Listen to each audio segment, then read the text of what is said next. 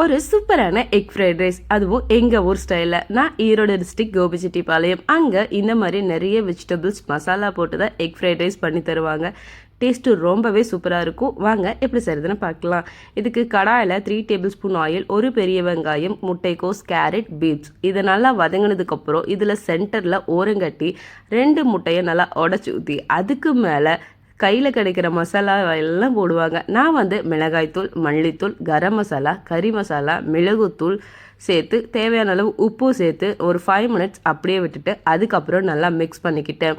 இந்த வெஜிடபிள்ஸும் அந்த எக்கும் ஒரே மாதிரி தெரியாத அளவுக்கு நல்லா மிக்ஸ் பண்ணிக்கோங்க. நல்லா மிக்ஸ் ஆனதுக்கப்புறம் ஆல்ரெடி நான் வடித்து வச்சுருக்கிற சாதத்தையும் கூடவே சேர்த்து நல்லா மிக்ஸ் பண்ணிக்கோங்க.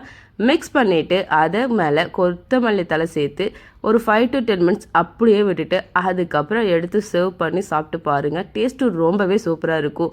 இது நான் மத்தி மீன் கூட சேர்த்து சாப்பிட்ருந்தேன். டேஸ்ட்டு ரொம்பவே சூப்பராக இருந்துச்சு. எனக்கு ரொம்ப பிடிச்சிருந்துச்சு. கண்டிப்பாக ட்ரை பண்ணுங்கள்.